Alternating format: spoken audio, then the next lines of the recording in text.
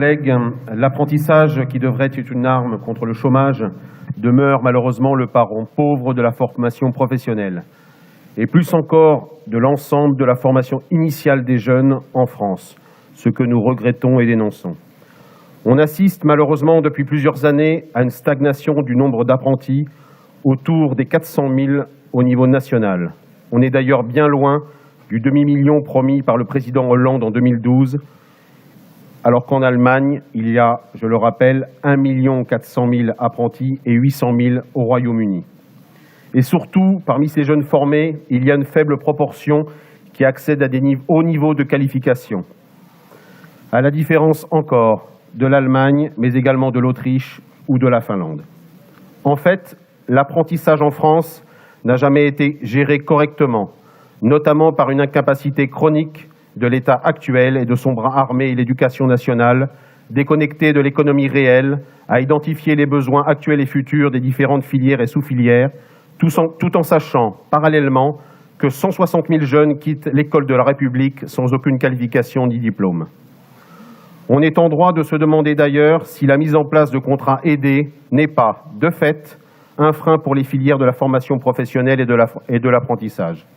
Pour notre grande région, alors que ce plan doit, selon vos déclarations d'intention, améliorer l'information et l'orientation vers l'apprentissage et fluidifier les parcours de formation, et ce, quel que soit le statut de l'apprenant, lever les freins à l'entrée en apprentissage et soutenir le pouvoir d'achat des apprentis et de leurs familles, déployer une offre de formation qui répond aux souhaits de qualification des jeunes et aux besoins des entreprises, donner les moyens au CFA de mieux accompagner et former les apprentis.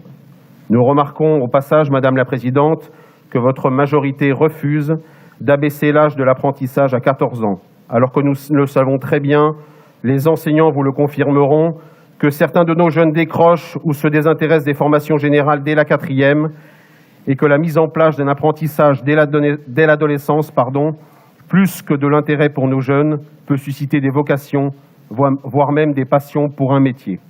Au Front National, nous militons pour la suppression du collège unique qui, depuis de nombreuses années, a fait les preuves de son échec.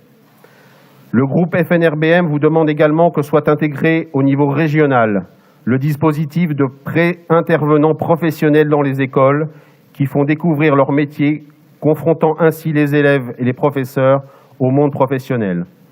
En Occitanie, faut-il le rappeler, les métiers les plus recherchés par les recruteurs sont électriciens, conducteurs de travaux, garde-enfants, techniciens de maintenance ou commercial. Ces métiers nécessitent des formations parfois techniques et exigeantes. On remarque qu'en 2016, selon la presse, les entreprises sont restées attentistes, notamment en matière de modération salariale, ce qui doit vous inciter à garantir avant tout l'adéquation de ce plan avec leurs attentes. Notre groupe réclame une meilleure politique d'investissement en rationalisant les filières saturées et pour ainsi dire en mettant le paquet sur les filières d'avenir. En matière de logement également, il serait souhaitable que les internats de nos lycées soient plus ouverts aux apprentis. Ces mesures en faveur de la prospective, du logement et de l'orientation dès le début du collège pourraient par ailleurs être financées par les économies réalisées. Et c'était l'objet de notre amendement numéro 6 sur le budget de fonctionnement des organismes satellites. En ce qui concerne la mobilité des apprentis au niveau européen, loin d'être contre l'échange et le savoir-faire, et des partenariats, contrairement à ce qui a été évoqué tout à l'heure, nous serons vigilants sur les efficiences entre les sommes engagées et l'intérêt pédagogique des apprentis. Enfin, il serait judicieux de mettre en place un système de préférence régionale pour les marchés publics aux entreprises qui embauchent au moins un apprenti. Une bonne façon de récompenser les entreprises qui jouent la carte de la formation et de la jeunesse. Cette mesure viendrait d'ailleurs en complément de ce que nous proposions lors de notre amendement numéro 5, à savoir le doublement des crédits de paiement pour les aides aux entreprises de nos territoires pour l'embauche des apprentis.